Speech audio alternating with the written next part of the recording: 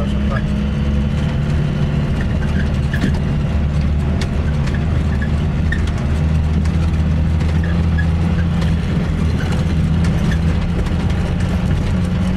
Nu mai dura așa tare. Hai, urcă.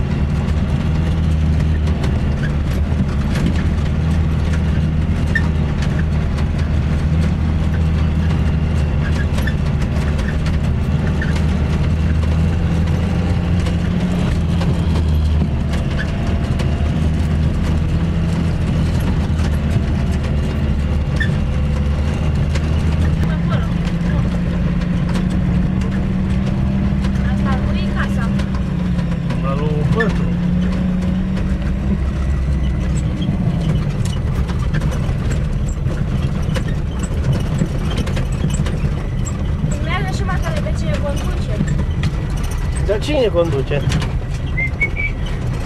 Cu cine e aici în spate?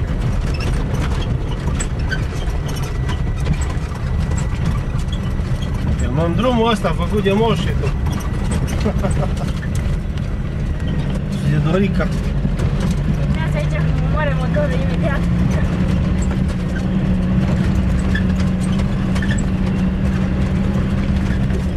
Să-i facem niște ore, că abia aștept să împlinesc 18 de ani să iau carnetul, a? Exact.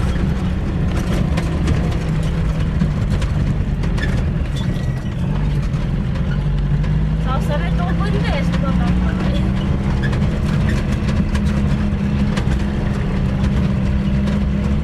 Ba, aici îmi place mie tare mult.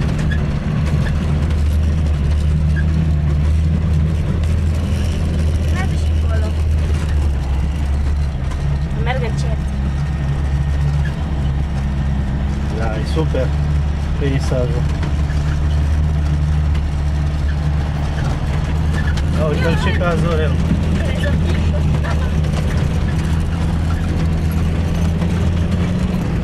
Da, uite, haide, asta e rampa de lansare.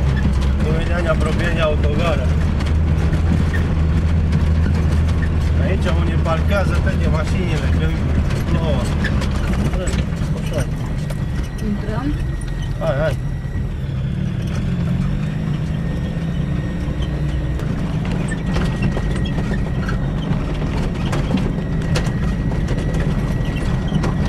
Copiii sunt pe lângă biserică.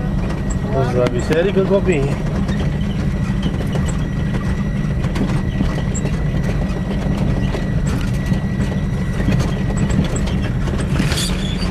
L-au fi lăsat în drum mașina.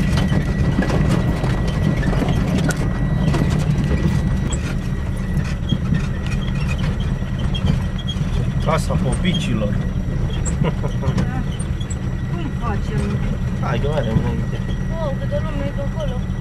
Și motoscutere. Păi hai să-l lăsăm aici și să coborâm acolo la biserică. Da. Păi venim și...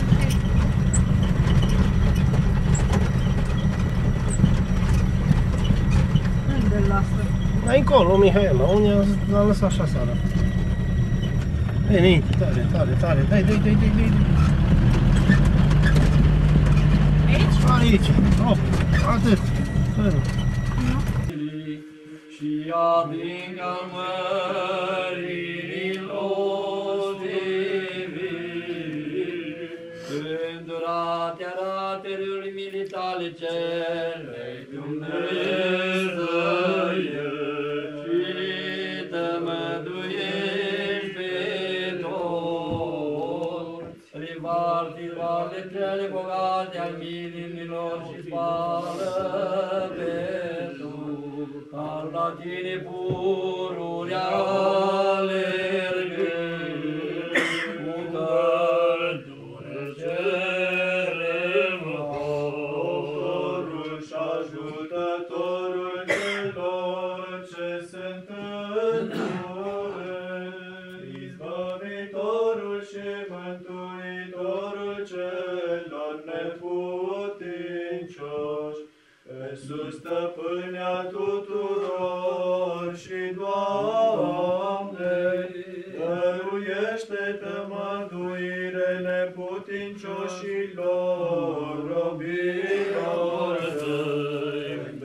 Iartă-te și miluiește pe aceștia care mult au greșit și izbăvește de păcate, Hristoase, ca să slăvească puterea ta cea dumnezeiască. Stăpâne Hristoase milostive, miluiește și tămăduiește pe robii tăi.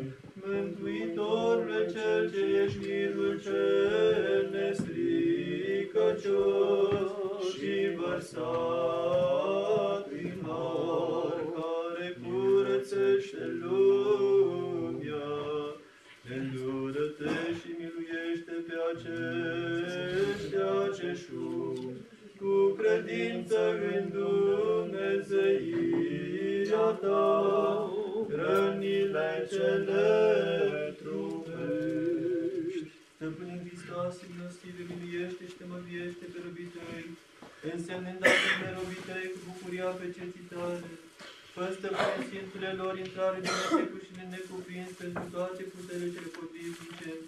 Slavă Tatălui și Fiului și Sfântului Duh, Cel ce ai poruncit ca bolnavii să cheme pe sfințiții tăi slujitori și să se tămăduiască prin rugăciunile lor și prin ungerea cu îndelemnul tău, iubitore de oameni. Mântuiește cu mila ta pe aceștia care pătimesc și acum și pururea și în veci vector. Amin. Născătoare de Dumnezeu, pururea Fecioară Sfântă, cei aceștia cu părământare și păzitoare, liman și zi, scară și turn, miluiește și tămăduiește pe acești bolnavi că la tine au alergat. Stăpâne Hristoase milostive, miluiește și tămăduiește pe robii tăi, cel ce ești adâncul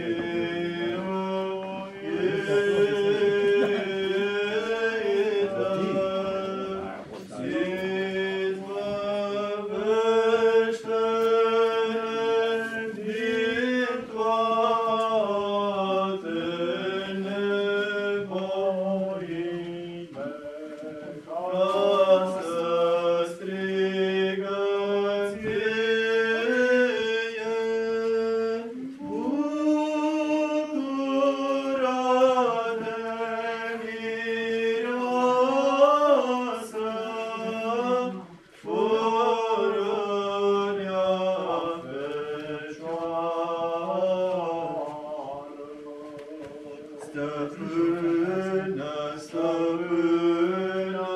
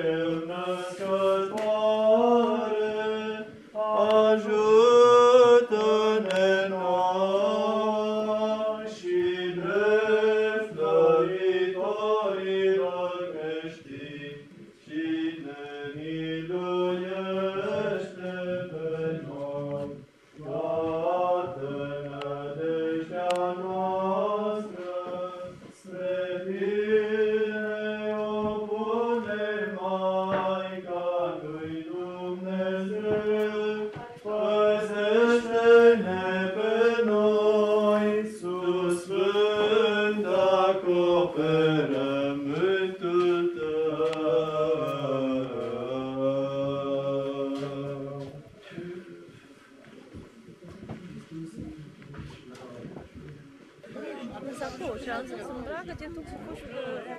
Am mai fost aici și urmă la 5. Și după masă a fost un pic. Am trecut sau plus? Cred că atunci a fost și numai ta. A fost 2 ani de ținea... A fost primul. Era un lucru, era să pe drumul lui, Ce m-a întrebat acum? Noi... Fata asta...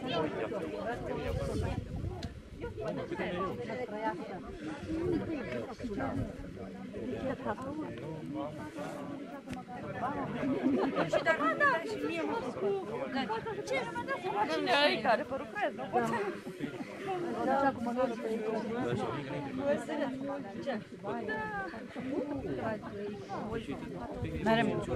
Mergem.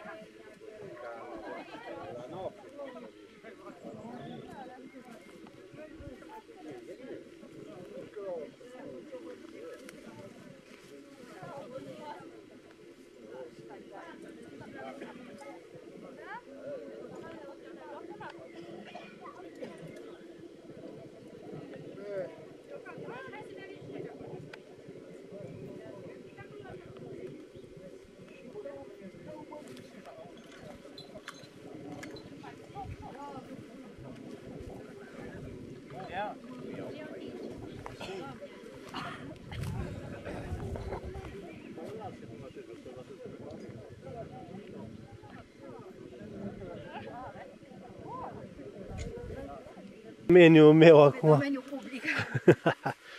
Vrei? Nu, mersi că am și eu.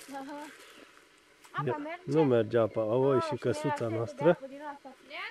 Cine se aude pe acolo? Parcă nu-mi vine să cred că e curtea așa goală. Fără vojuri. Deci aici. Ce? Mihaela, ce înaltă se arată. Acolo e Mihaela. Da. 2 minute mai merg. Da, ne-am apucat aici să facem focul. Asta. Tai lemnele. Moșul să plimbă și el pe Cia. Să ținem postul. Da, chiar să ținem postul. Trebuie să vedem femeile noastre ce fac. Ia uite că iese și fum. Aoleu. Ha, radio antena satului. Ai, Doamne. Bună seara! S-a îmbrăcat. Ia uite, Doamne, ce ținem noi aici la post. Cu salată, cu friptură, cu... Ai, Doamne, Doamne. Doamne, Doamne. Foarte frumos. Ce faci bună? Ce să fac? Mă mai iubești? Dacă nu te-am iubit, zi tu. Scuză-mă, scuză-mă. Te-ai pend. O zis că te-ai pend, adică nu mai poate, așa-i? S-a lăsat. Nu, că merge. Merge. Spune că e pe Pe cine vin noi? sfârșit. Eu mănânc, nu știu. Băi, să-mi cască plouă. Eu mănânc așa. La ninuță. Ai, Aia pe burta ta să punem, dă să gust eu. ai ce burtă. Vrei să mai la o gură? Ia uite cum să mâncă. Nu așa, ca să nu ești șuric. Alo. N-ai putea să stai, nu te doare inima, cred că. Vrea mea. Dă-i coace să-și facă și ea datoria. Bine că doar pe cea. Hai ce păbuci are. Hai ce foame. Este pareloză să cap să fac.